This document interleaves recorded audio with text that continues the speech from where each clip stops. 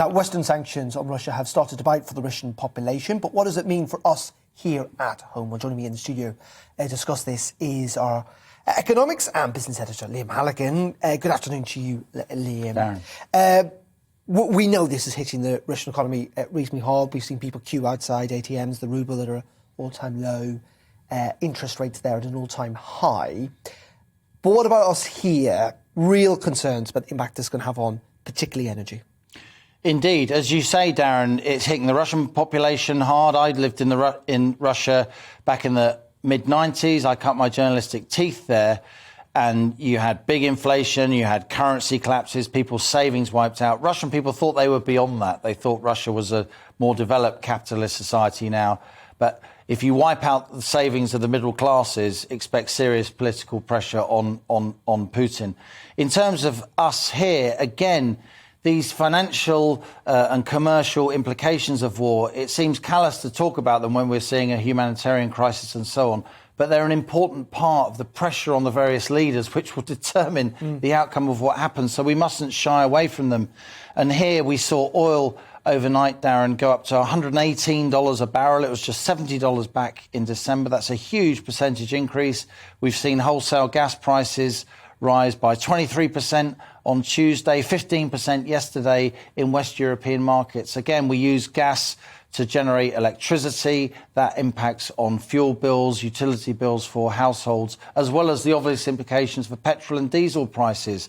Industry sources now suggesting petrol and diesel, they won't be sort of £1.50, £1.55 a litre. Could be £2. And that hits the balance sheets, the household finances of ordinary men and women very, very hard. And so as this war goes on, we see obviously the terrible human consequences of the war. There's real fervour. We've talked about this. I'm really surprised at how the Western world has pulled together the harshness of the sanctions. But as those sanctions bite, sanctions are a two-way street. As there's blowback, if you like, on Western economies, it's inevitable that that will exert pressure on Western politicians. So there's now a campaign, I think is probably the best word for it, but an understandable one, to look at where the UK is getting its energy from, and whether domestically we can do more here, whether it's North Sea oil and gas, or whether it's returning to this issue of fracking. I think there will be a sea change in domestic UK politics as a result of this conflict in many key areas. You've put your finger on one. I do think the moratorium on fracking, which the Tories introduced because they wanted to be seen as sort of environmentally up to date. And because of protests like this that we're seeing on screen as well. Indeed. We've had companies like Quadrilla. The CEO of Quadrilla, Francis Egan, has been on my show several times in recent weeks. Quadrilla has begun to survey sites where fracking could happen. They've spent millions of pounds. They've employed hundreds of people, particularly in parts of the UK that need those well-paid industrial jobs in the so-called Red Wall. That moratorium then came in 2018, and so those activities stopped. But there are still companies who want to frack here in the UK in order to exploit those so-called shale deposits, particularly of gas. Similarly, in the North Sea, the government has rowed back on giving licences to explore certain oil and gas fields in the North Sea, to develop them, to extract oil and gas that we know is there. I think that will now change. And also on defence, Darren, I was talking to Sir Richard Dearlove just the other day. He's the former head of the British Intelligence Service. He used to run MI6.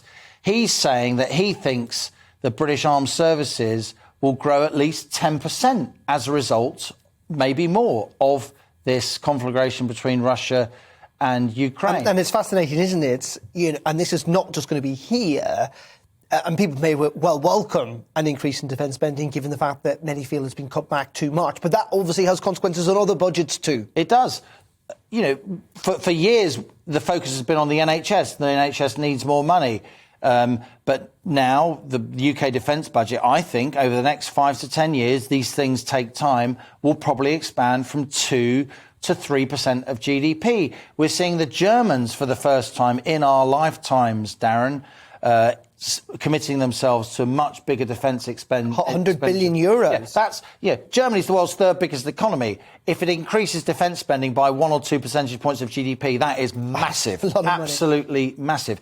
This is the first time this has happened since the fall of the Berlin Wall in 1989, something I'm old enough to remember. I was there when it happened.